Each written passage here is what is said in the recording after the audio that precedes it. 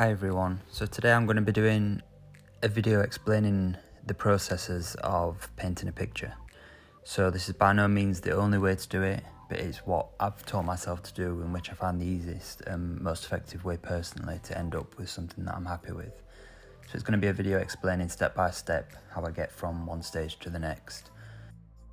But yeah, I hope you enjoy and let me know if you've got any questions, put them in the comments below and I'll try and answer them as best as I can.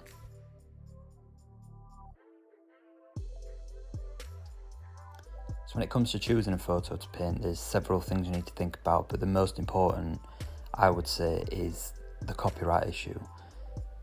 That's if you're looking to sell the painting afterwards. If you're just looking to paint a picture for yourself, not to sell, then you can paint whatever you want. But I'd say the most safest way to get around the copyright issue is by using royalty-free websites, such as Shutterstock, as you can see now. Basically, all you have to do is find a photo you want to use, you pay a small price for that photo, you can download it, and it's never too expensive, and you can even sometimes get free trials, which allow you to download so many free images, or it allows you to download images for a certain amount of time. The second step that I'm showing you today is something that I've not seen many other artists do. And it's something that I taught myself when I first started painting a couple of years ago. All you need is an app that allows you to use an eyedropper tool, so you can pick out colours that will make mixing colours and getting the correct shade and the correct colour a lot easier.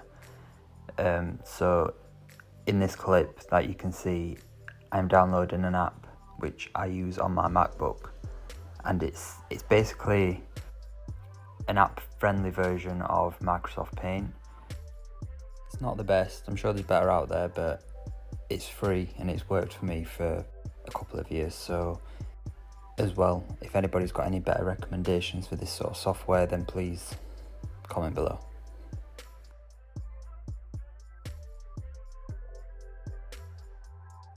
Again, I'm not sure if this method of applying a grid is the easiest, but it's the only way that I know. So the key is to make sure that the image of the grid that you are using is transparent, so that when you apply it to your photo you can still see the image through the grid. The easiest way to tell if that picture of the grid is transparent is by looking for images that look like they have a checkered background.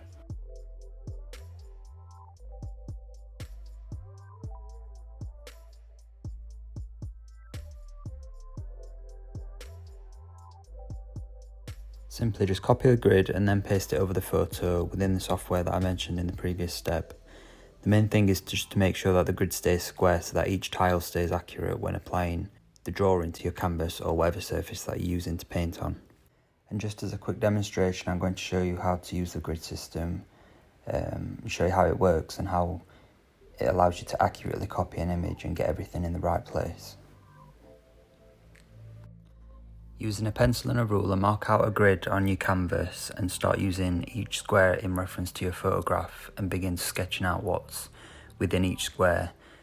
And you do that process one by one, each square at a time, and by the end you'll end up with a canvas sketched out that are pretty accurate.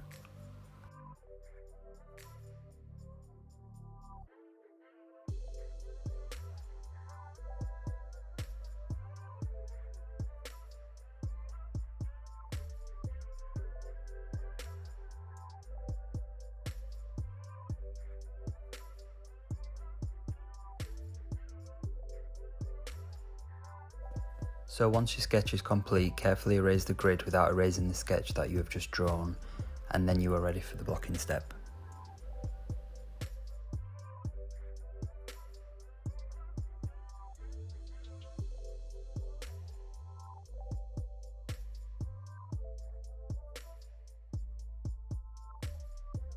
A good way of knowing what colours you need to use for the blocking involves using that eyedropper tool that I mentioned earlier on. So you're looking for the middle tones of whichever particular area that you're going to be blocking in. So the most obvious colour that you can see in that area is what we're looking to paint as our blocking, so our first layer of paint. and you can use the eyedropper tool to pick out that colour, and then using the same software you can fill in a decent sized area with that colour, which helps act as a reference for what colour you then need to mix up.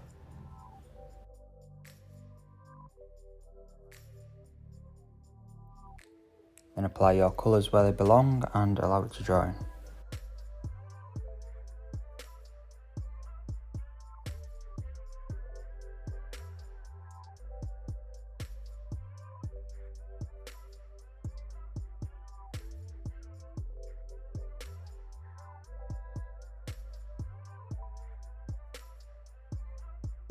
So in this particular painting I needed to add some texture to the wall left to the scooter, so using a darker colour picked out from that section, I used a larger brush with stiffer bristles to add that shaded area. And again, once that's done, allow that to dry.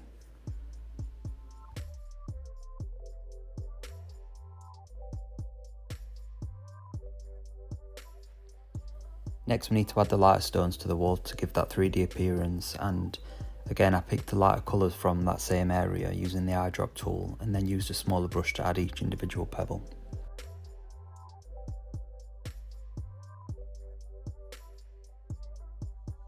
And lastly, you want to go around adding all the final details which bring the painting to life, such as reflections and smaller areas which help build up that realism.